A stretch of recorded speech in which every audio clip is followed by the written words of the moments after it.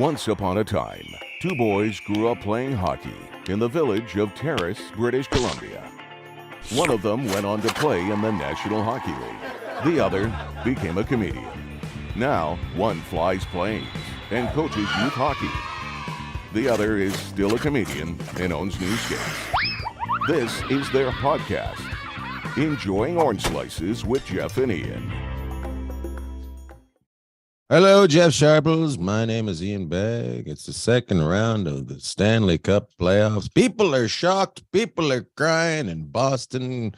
Toronto's started a parade. Edmonton has no idea what to do. And here we are.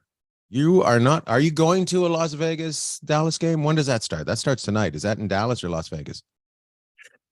Well, I'm not going to either because Dallas is playing the Kraken and Vegas is playing the Oilers. But anyway, I'm good start. That's a great start. And then, you know what? Columbus, that Western Conference giant Columbus starts. Oh, my God. What happened?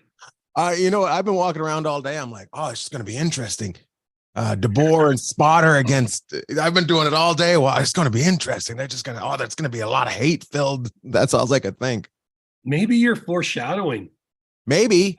Well, you know why I was so excited about it? All I could think was San Jose, Las Vegas. Yeah. Well, that was great too. And right? You normally, when you miss on something, you normally don't miss by that much. Like you're right there. I wasn't even on the golf course. I hit the ball from the cart. You were on the pickleball court. Pickleball champion 2000. You guys were so good.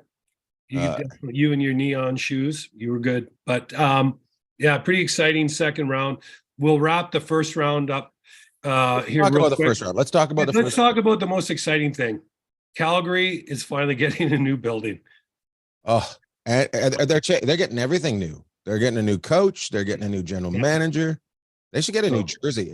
If they're smart, they get a new jersey this year too. Yeah, just change it up a bit. That's for my nephew Kalen, who is now cheering wholeheartedly. All you Calgary Flames fans out there, plug your ears because he's a huge Flames fan. Now he's cheering for the Oilers and the Leafs, which I would imagine a lot of people up north are doing. Pretty hard to not want to always cheer for a guy named Connor McDavid. This guy is everything to the league, and of course, the Leafs have not won a Stanley Cup since Ian and I have been in this world. So it's about early, mid-30s, somewhere in there. So they haven't won. But anyways, just a quick chirp to Calgary, but I'm happy they're finally getting a building. The first round of the playoffs, we have not seen anything like it in eons. So it was really interesting, isn't it? Yeah, so it was an event the other night in Vegas where Matt Franco won an award. And he's a big deal in Vegas. The concierge in Vegas, the people that you go down and go, hey, can we get show tickets or dinner reservations at these hotels? Work their hearts out for everybody. They sell the tickets. Yeah, they sell tickets. They do it all for the guests at the hotel. And Matt won an award the other night, so he came down and was really cool because a lot of these big names, like Bruno Mars won an award the other night. Obviously, he wasn't there, but a lot of these guys and these shows get nominated, but they don't really ever have anyone show up if they win an award, even though it's a big deal. And so Matt showed up. So it's a little early to do shout outs, but Matt Franco, one of the hardest working guys in Vegas, showed up after his show to get his award and say hi and stop for pictures with all the concierge. And that goes a long ways, you know, it's like he's a big star in town, just like when the other night when you went backstage at Atomic and got pictures with all them. That means a lot. Big star. It's it's funny. Putting in an effort is let's go to the first round. Who didn't put in an effort? Let's start with the New York Rangers. Okay. Were you shocked and surprised? Were you? I was a kind of a little bit dumbfounded that they lost 4-0 in the last game. Well, someone out there might correct me on this. And remember, we're not here to get it right. We're just here. Right? Like Trooper said, we're not here for a long time. We're just here for a good time as you walk out the door. But here's what my takeaway from the first round is, and minus, say, the Kings. I thought the teams that ended up getting taken out, as good as they were, and maybe Colorado, but the pace, they had a hard time keeping up with the pace of play. And I'll just go. The Islanders had a hard time holding on to Carolina. Absolutely. The Rangers had a hard time holding on to New Jersey when they got to their game. Boston had a hard time holding on to Florida, and people may say, well, what are you talking about? I'm just saying that Florida, they were able to put some pace up against the Bruins, and really the Bruins really started squeezing it. Vegas put the pace on Winnipeg. Edmonton put the pace on LA. Dallas ended up, that was just a knock them down, drag them out series with many, but Dallas and their depth with their pace over the long haul won the day there. And then who am I missing? Did I say Seattle and Colorado? That's the only one where Colorado has a ton of pace, but throughout the Seattle lineup, that we call them Carolina West, they just have all that pace. So getting back to the Rangers, and a theme that you might want to keep looking out for as the playoffs go on is those teams with all that pace.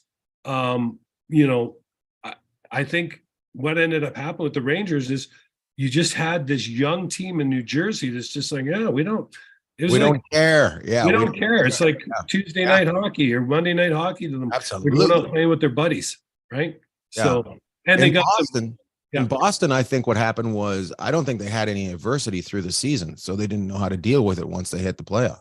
Right? Yeah, it's tough, and you could tell they started really squeezing it, really uncharacteristic. And it's human factors. We talk about it all the time, but human factors play so heavy into this.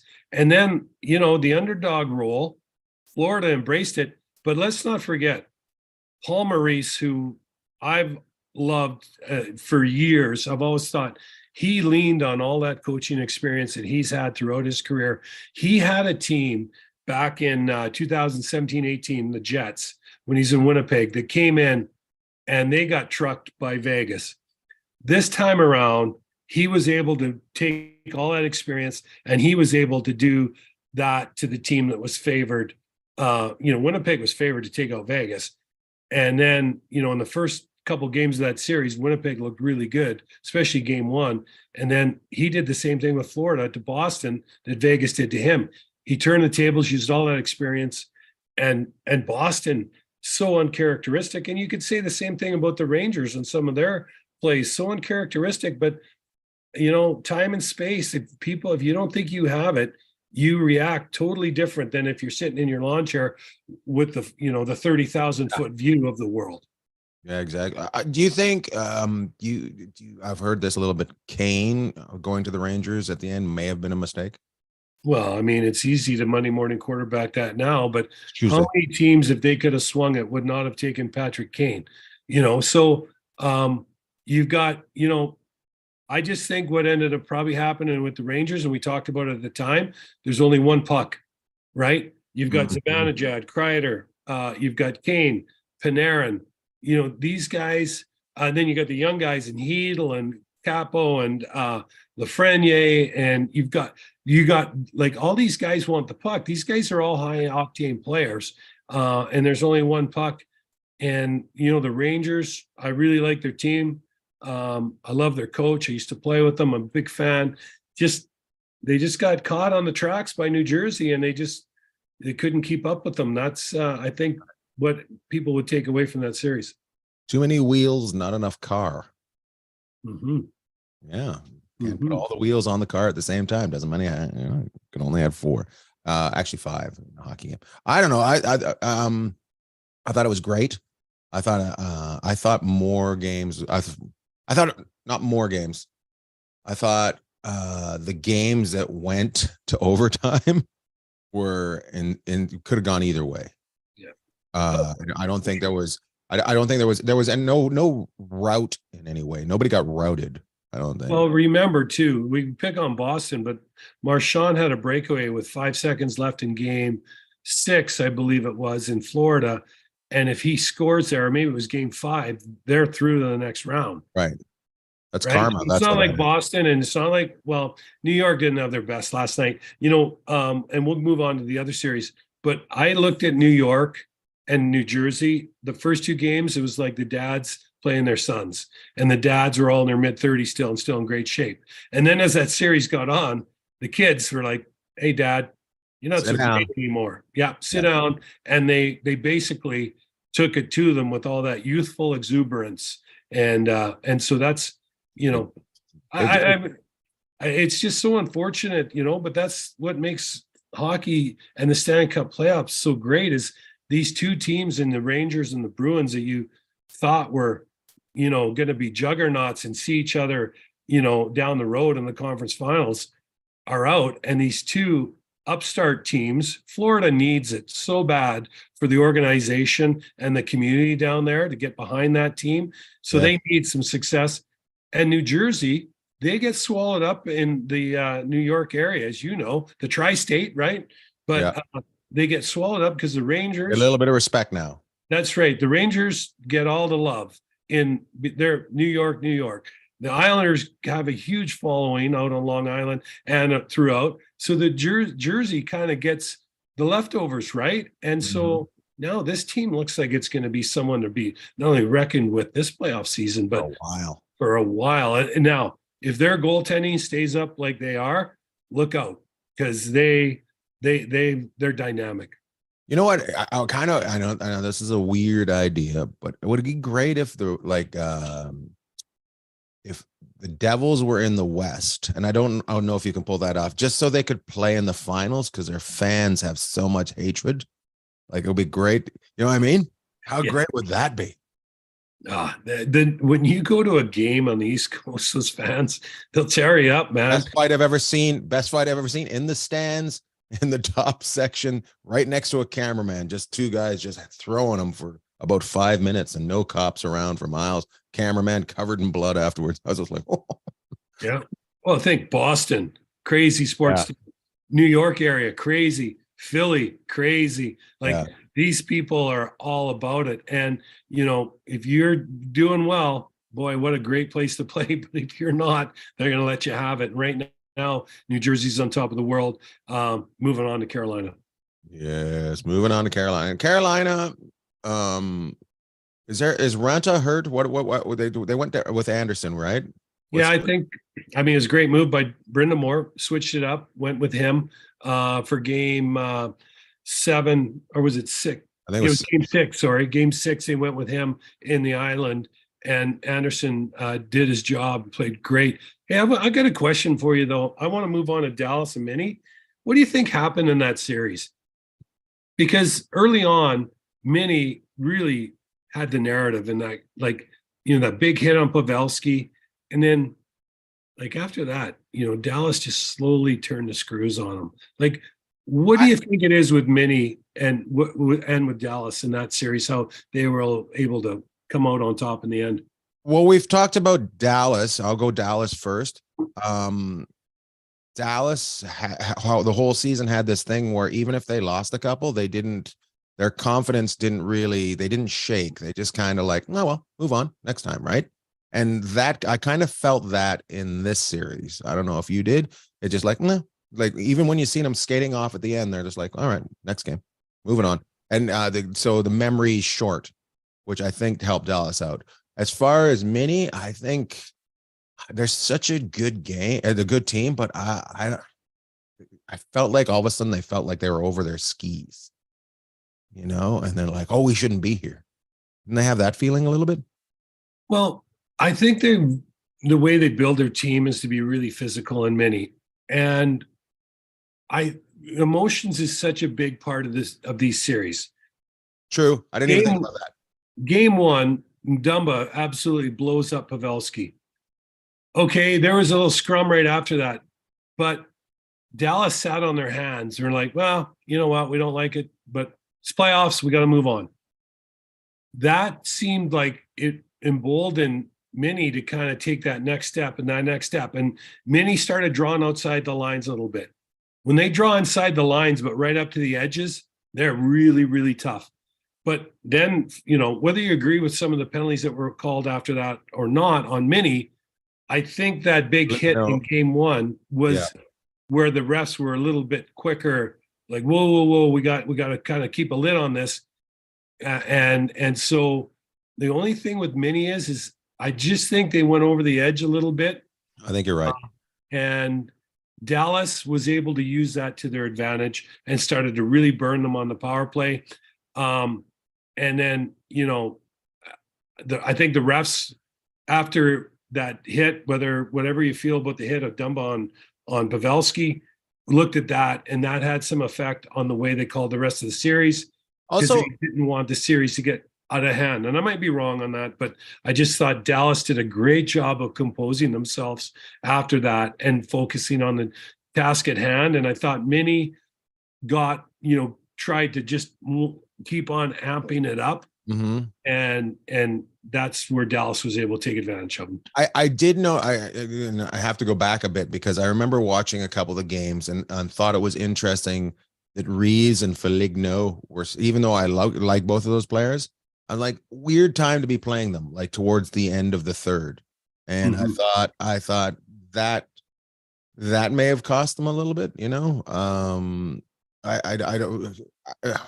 know. I'm not an NHL coach, but I think you got to be able to sit, maybe two lines at that point and be confident in it. And I didn't feel like they were confident in sitting two lines.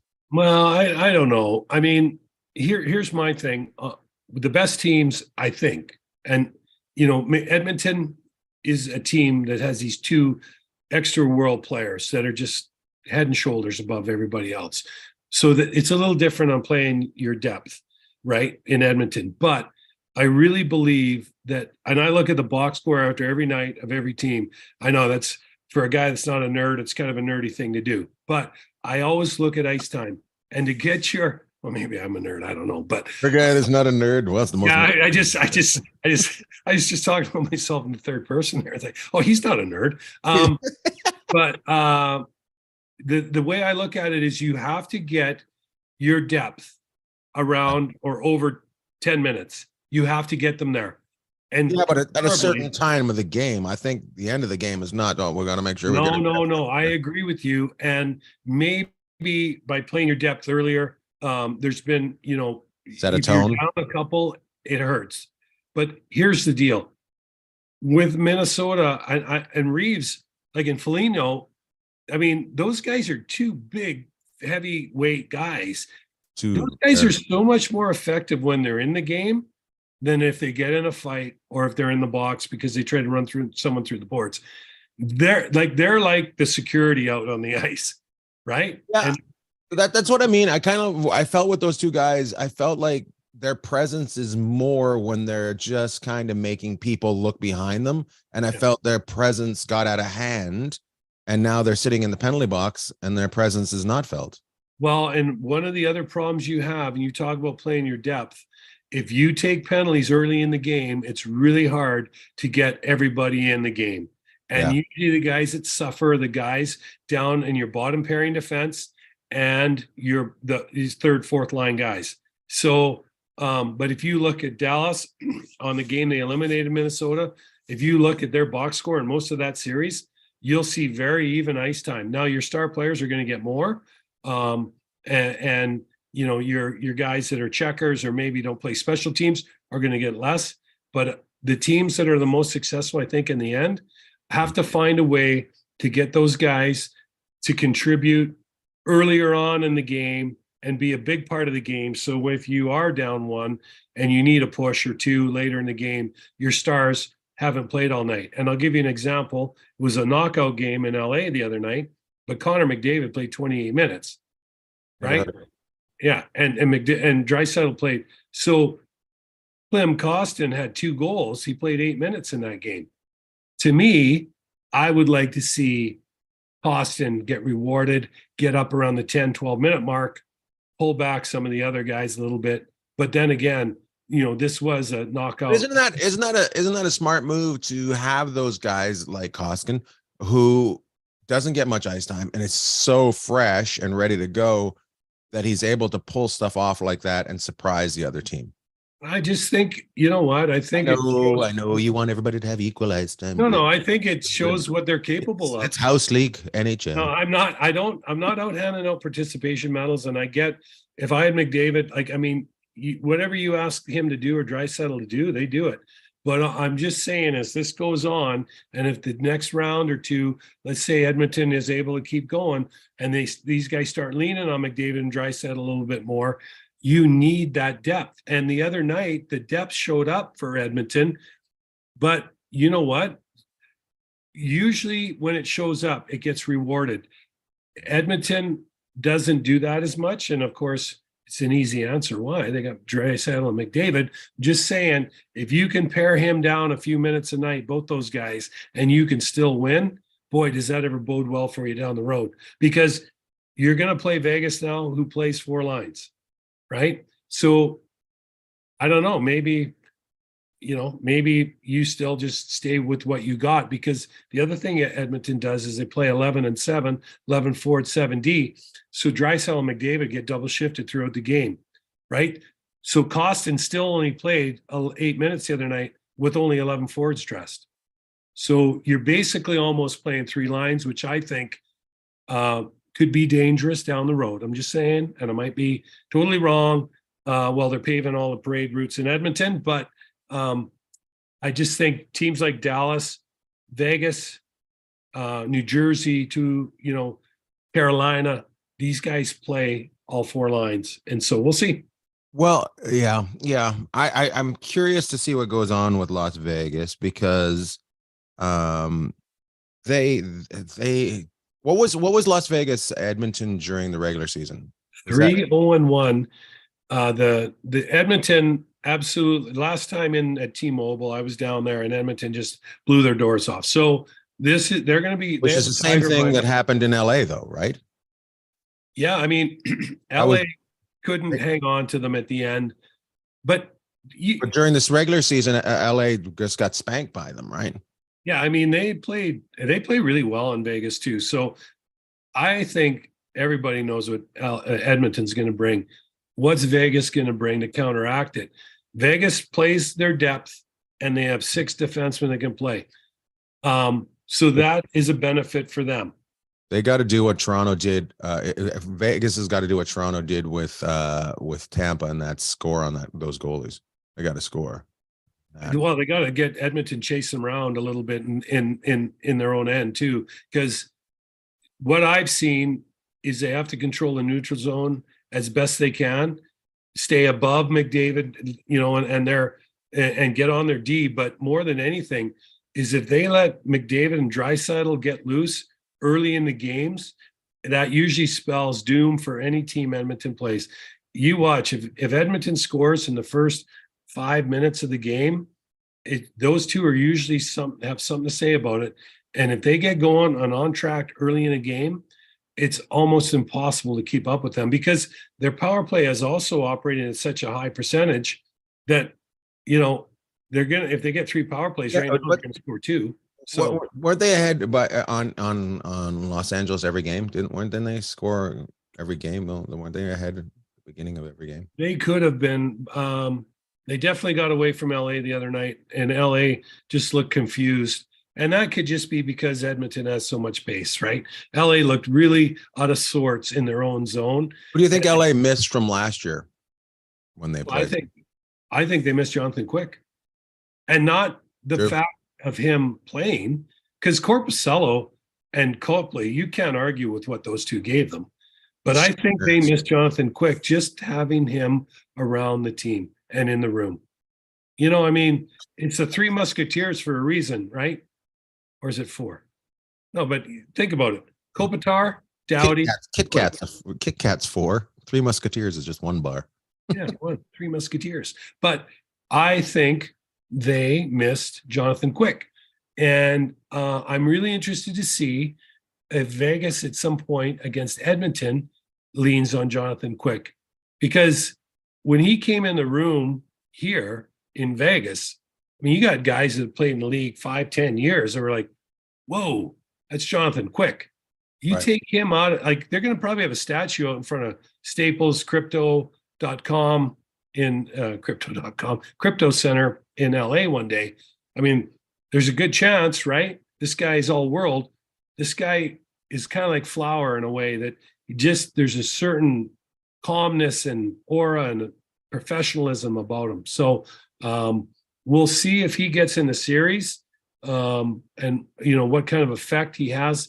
But just being around the team, I think LA really missed him, and I don't know. It'd be interesting to talk to some guys around the team to see, and now that the dust is settled, if that had some effect. Mm-hmm. Mm-hmm. Mm-hmm. Hey, let's not forget though. Let's talk about Seattle real quick too, and what they did. Let's talk about Seattle. Yeah, they slayed the Dragon. Seattle was a team effort. Everybody on the ice putting in a team effort, and the way they played the Avalanche. But you know what? I'm going to go back to, and I talked about this before. Okay. I went to that game in Anaheim at the end of the year, and I said I'm concerned about the Avalanche. The Avalanche just didn't look like they had it. So, well, let's just talk about Seattle really quick. And we never really talk about anybody quickly, but let's get into a long conversation. Okay, let's go longer. But what I'm saying earlier about playing your depth, Seattle, the way they play, they couldn't play 3 lines like that. They'd wear down. They play 4 lines. They play 6D.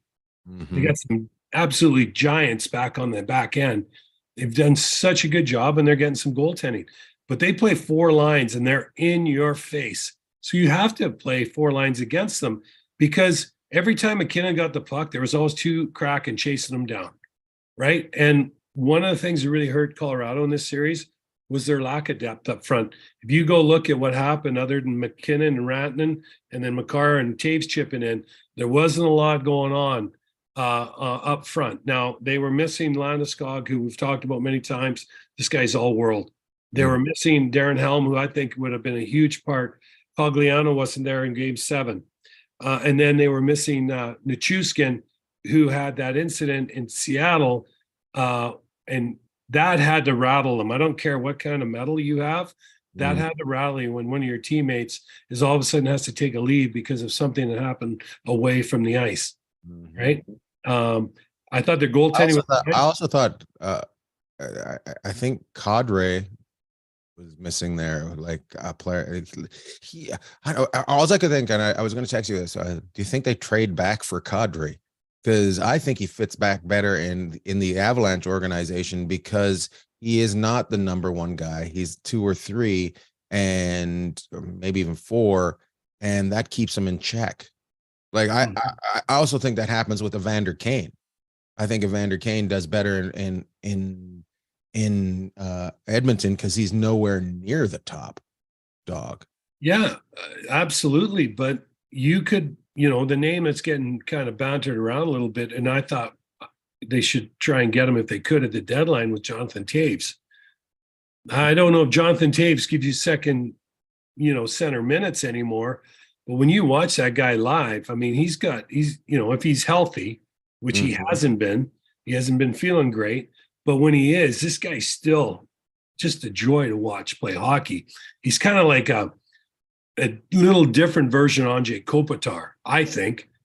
That's what he kind of brings, right? That's a good comparison. And I love Kopitar. I think he's one of the top players. And just watching Taves now on a really bad team in Chicago, I think it's kind of a little bit of a shot in the arm for him to go somewhere else. And I think Colorado would be a great place for him to go. They're going to have to look for some other depth at center. I'm not sure they want to take on Kadri, who's going to be I think Taves will go to Winnipeg. What's that? Yeah, maybe he'll go to Winnipeg, and you'll see Wheeler go to Chicago. Well, I don't know what's going to happen to Winnipeg. They're going to have to figure that out. But Colorado. I'll tell you what I'm doing. I'm the new general manager there. Are you? Did you just extend Flats? Give Flats a lifetime contract? I was like, look, you enjoy being in the middle of the middle of Canada? We're going to keep you here.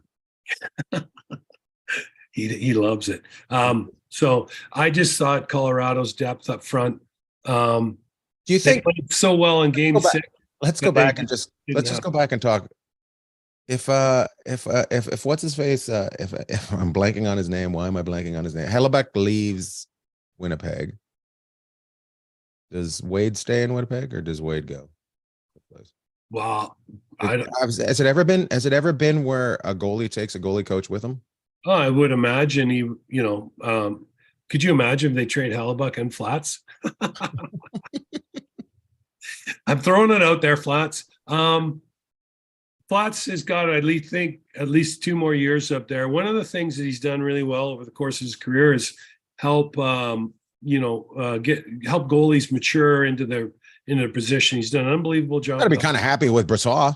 He's got to be. Brossois, he's really happy about. Obviously, he's not happy that they beat him, but Flats put a lot of work into Brossois. Now Sean Burke's got him in Vegas, and so Brossois had 2 of the best guys going.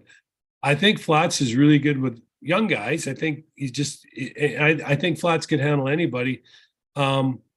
Obviously, he would love to, Hallie, I'm sure, to stay in Winnipeg. But if Hallie moves on, then Flats has an opportunity to build up another, to do it again, young goaltender and dig in. And there's energy with youth, and Winnipeg's got to make a decision because we're getting off playoffs here for just a second, but Winnipeg didn't have a ton of sellouts last year, and everyone I'm sure out there thinks that Winnipeg sells out every night, which I thought, but they didn't have a ton of sellouts. Really? So everyone's like, "Oh, they gotta do this," and they're all over Bonus and this and that. Boner. You know what? Bonus just said what he was in his heart, and it's not what you say; it's how you say it. So maybe he could have said it differently, but the team has some unbelievable talent. But the team has not been able to get over the hump. So Scheifele's got a year left. Dubois got a year left. Wheeler's got a year left. And I think Hellebuck's got a year left. If they're not going to sign long-term with you, you have to do like Calgary did with Matthew Tkachuk and move them. And you know what? It might not look very good after you move them because they might go and do what Matthew Tkachuk's done in Florida. But it's not like you got dog food back for him. You got Huberdeau, who was 115 points last year, Mackenzie Weegar, and a really nice prospect. So Calgary's got to figure out their own house. It doesn't matter what they do once they move on because they don't want to be there anyways. And I'm not saying, I don't know, I just, from what I read, seemed like he wants to be there. Yeah, Dubois doesn't really seem like he wants to be there. And some of the stuff Scheifele said, I don't know. Hellebuck, that kid just wants to win, right? So if it's going to be in Winnipeg and Chevy can restock the shelves, then that's where it's going to be. But if I'm Chevy, and I know Chevy pretty well from years, he's a real deep thinker. I mean, he knows he has a hard time getting free agents, right? So like there's some things in Winnipeg that are different than, say, Dallas or the Rangers or LA or Vegas, when you're looking Denver, when Colorado, when you're looking at Florida, signing free agents, right? And even trying to make trades. So it's easy to just say, oh yeah, move them all out, Chevy. But Chevy's got to stay competitive. Right. He's got to stay competitive. He's got real concerns about trying to put people in the building. Like he's juggling a lot here. And he has stars in his lineup right now. So does he figure out how to come back for one more year? And then if it doesn't work out, flip them at the deadline? Or does he clear the deck chairs now and get all these young assets back for these guys? I don't know what the answer is. It's going to be interesting. Should be interesting.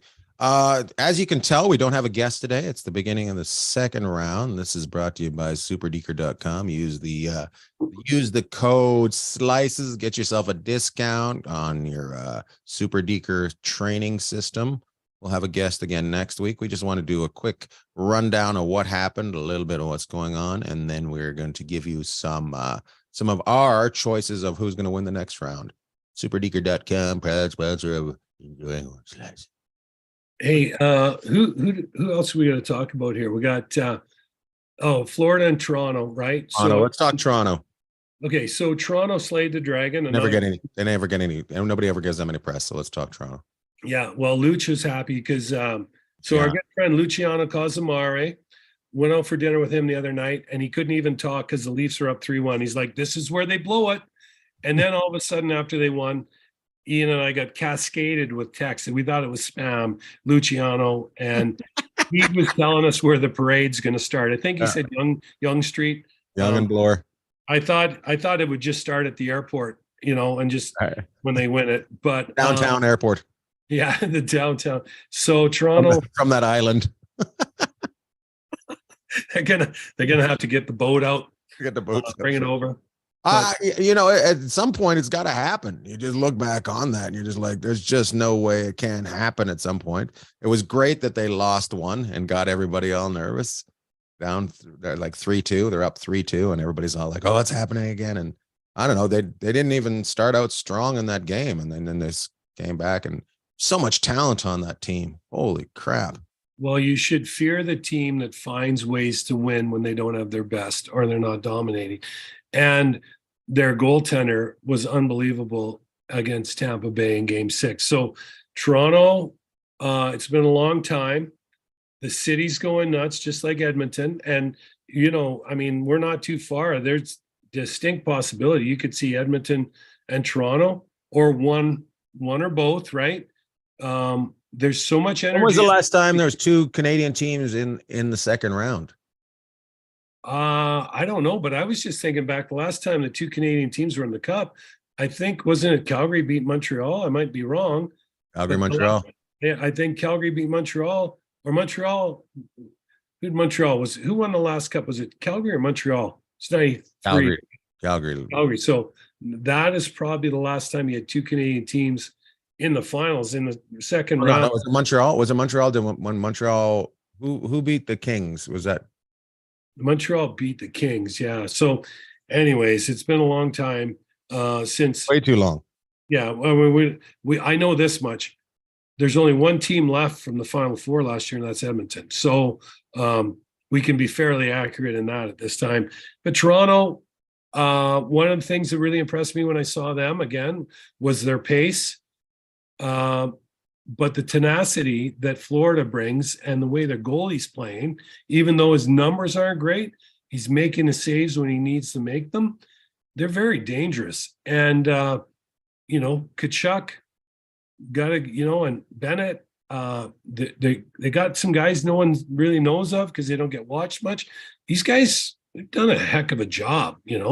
Maurice has got all systems go. So Toronto, you would think with their complete firepower, as I said earlier about Boston having no adversity, Florida's had nothing but adversity all year. So they had to play. They were on the outside looking in, and they needed some help from Pittsburgh to get troubles with their goaltending. Like one of their guys is, I think, in rehab right now, isn't one of their guys? Players assistance program. Yeah. So not rehab, players assistance. Yeah. Hey, come on. No, but that's the kind of teams that are very interesting. But I don't know. We'll see. Let's go through it. Who do you think's going to win? Let's start with who plays Jersey plays who? Carolina. So I'll start on this one. Jersey and Carolina. I think Jersey's on a heater. I think Jersey could end up in the finals. Now, again, goaltending. Carolina and Jersey is going to be the exact opposite of New York and Carolina, the Islanders, which was just absolutely, the Islanders took them into the back alley and tried to just, beat the crap out of them. New Jersey's taking them out to the high school track, and they're going to do wind sprints. Yeah, they're going to chase each other around the track. So that should be a great series. My concern with Carolina is just, and I'm not alone on this, but I just where they're going to get their goal scoring from. If they're able to get some guys like New Jersey did chip in for them, they could be a real handful. But I think right now I go with New Jersey in that series. New Jersey. I'm going to have to agree with you on that one. And for the one comment you made, where are they going to get the goals? Yeah. And right now this kid that's playing, this Schmidt is playing for New Jersey, was in the USHL a couple of years ago. This is a meteoric rise. I just was blown away. Yeah, he's played a little bit in the American League, but incredible, the composure and some of the saves this kid's making, and the team is just hair straight back. Okay, so I'll throw it to you then next. Florida and Toronto. I think I'm going to go with Toronto on this one, even though their goaltending does concern me. I think Panthers goaltending is much stronger, but when it comes down to it, I think Toronto's going to outscore them, And I don't think Tkachuk is going to have as much domination against Toronto. And that is going back to when they played already. I think for some reason he'll frustrate them, and you'll see him in the box more and not be taking out guys like he did with Boston. Well, I think both teams Toronto in 6. Okay. I think both teams think they're playing with the house's money, but True. everybody's picking Toronto. So the question is with Toronto is if they can get up in the series, or whether they have to chase it, is if they tighten up like Boston did. If Florida can get them to play more their style of game, some scrums after the whistle, Florida got some unbelievable depth scoring. It's going to be, so that series to me is, I think I would agree. I think Toronto, you'd have If to. Shen gets a hold of Tkachuk, you could see a damaged guy. Yeah, but Shen, I mean, that's why they brought him in, and Ryan O'Reilly. These guys, Shen did his heavy lifting, and he was doing his fighting in the first round. Now he's just going to finish guys real hard. And you're right, he's going to be really hard on Tkachuk and these guys. And I think what you're going to see is a Toronto team right off the hop that's going to be flying. If Florida can get their hands around them and slow them down a little bit and drag the series out, then the question is, how does Toronto handle that when things start tightening up? But right now, I would definitely, as much as I love to see the Florida story, and I just love it, and for Paul Maurice, I think you probably go with Toronto. But come back to me next week. Let's see after 2 games. I also do. I think O'Reilly changes that whole Toronto team. And so does Achari. Like the big name was O'Reilly coming over, but Achari coming from St. Louis, he is a real gritty player too, and he was with Florida the last few seasons, so he knows these guys well. He'll give him some information. Now we move over to Dallas and Seattle. Okay, that one is the way. That's more of a chess match to me. I think you're going to see some really interesting hockey with these two teams. No one had them getting by the Avs, Seattle, except their radio guy who was on the NHL Network, and they asked them, the Seattle radio guy, you got to tip your hat to him. He goes, before the playoffs even started, they didn't know who they were playing. They're like, hey, if you could pick who you want, he goes, I think we'd pick Colorado. We match up really well with them. I'd say so. So good for you. I got to go with Dallas on this one. As much as I love the way Seattle plays and everything else, and the main reason is Dallas's discipline really started shining through. They played a real polished game against a really belligerent opponent, Mini, and their goaltending, to me, kind of separates them from everybody else right now in the rest of the playoffs in Ottinger. I agree with you on the goaltending. I agree with you on them playing a heavy team already. And I just think there's just a little bit more for Dallas. I just think there's a little bit more. They're not too far in between, but I just think Dallas has a little bit more, which takes them over top. Dallas in 7. I think all these series, those first 3 we talked about, really have the potential of going a minimum of 6 games. And I think some people think that the Leafs are going to flog Florida, but I think Florida has proven they have the mettle to stick with a very well-balanced team, because they got by Boston, who there's 2 teams that stuck out in my mind when they came through T-Mobile this year. Number 1 was Boston. The way they played and finished everything was amazing, and Florida got by them. The other team that stuck out, and probably the best game I saw at a visiting team play all year, top to bottom, was when Dallas came in. So Dallas is a team I think that is going to be reckoned with, especially with their goalie. Dallas. So Dallas 7. All right, that's what we said. That was 7. Yep. Dallas 7. All right. You can say whatever you want. I think it's going to be a long series. Let's go to Las Vegas and Edmonton, who are the most hated teams in the league.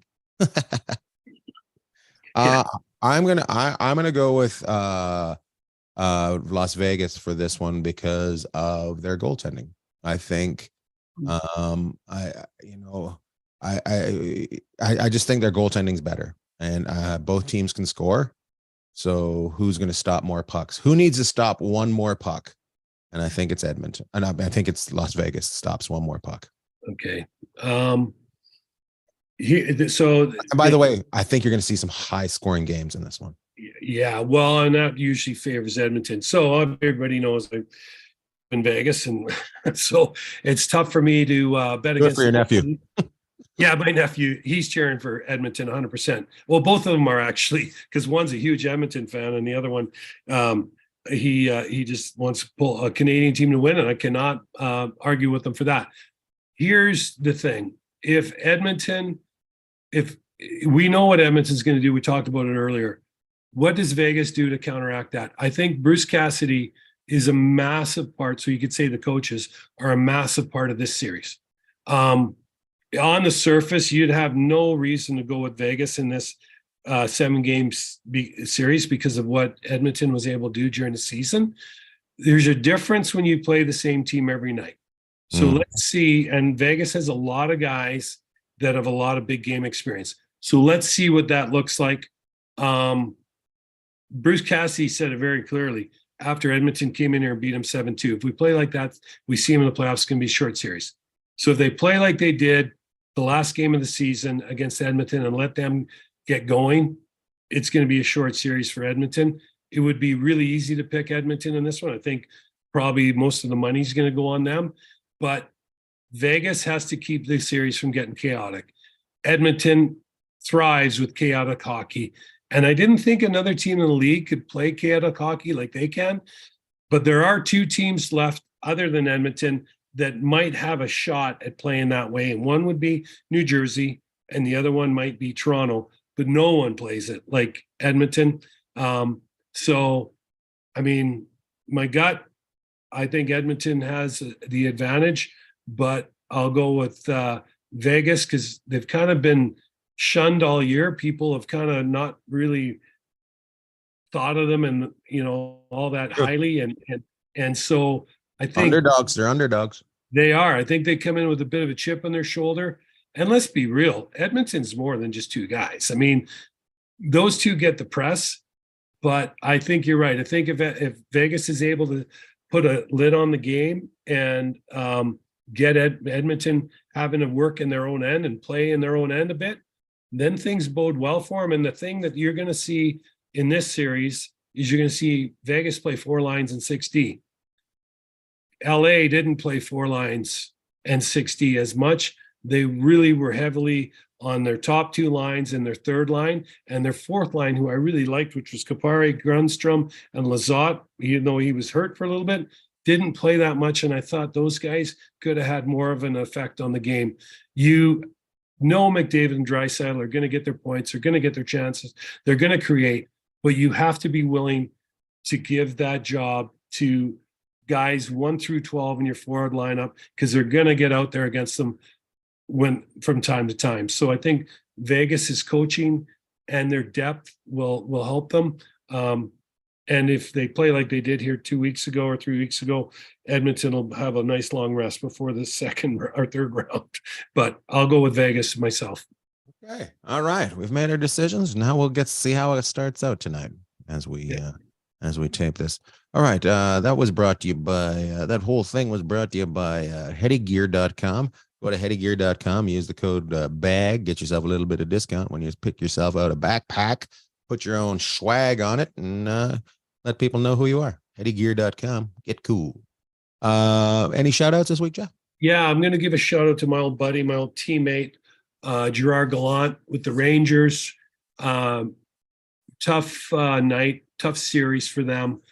Let's go Rangers. Madison Square, there's no other place in sports like it. They just weren't able to get by the Devils. And I guess I could shout out my other buddy, Ryan McGill, who's assistant coach with them. I'll just drop names all over, but a big shout out to Spuddy. He's such a classy guy. Loved him when he was here. I loved him when I played with him, and I love him. He's still my favorite head coach in the league, and didn't work out for him, but I sent him a text this morning, and he got right back to me. And he's just such a good guy. So shout out to you, Spuddy. Still love you, and hopefully Rangers come back and are part of the mix next year. Nice. I'm going to give a shout out to the Ontario Reign, who weren't in the playoffs. Therefore, I was able to sell out a bunch of shows this weekend in Ontario. So thank you, Ontario Reign, for not making it into the playoffs and letting me have a great time this weekend in Ontario. And I'm off for the week. This is pretty fun. Hey, and before I forget, remember last week? Oh, yeah. I dropped the ball. Well, here is our shirt from DJ. Well, look, I can't even get it right. There we go. There it is. Enjoying orange slice with Jeff. There's the first orange slices, enjoying orange slices t-shirt. So, and thanks to a lot of people coming out and saying, I got a picture with a guy this week, and he had an orange in his mouth. He came up and got a picture in Ontario, and enjoying orange slices, and so he had a picture with me. So, well, hey, and before we go, we should probably ask some people. Like, we're going to start doing some stuff like coffee mugs or t-shirts or. Like, and what do you want to see? Yeah, like I mean, and we need more than just Chris and Terry Meyer to weigh in on this. Okay, so yeah, because we don't need their whole house to be filled with coffee mugs and t-shirts. But we want to start getting some of this stuff going. So Trevor, we shouted out Trevor last week, right? And supposedly even Denise puts up with this. So Trev and Denise and anybody else out there, please let us know. What do you think? T-shirts, coffee mugs, hats. What? Let us know. Let us know what you like, because we're gonna get them done. Because we are nothing but givers to the world. Love to all. Love to all.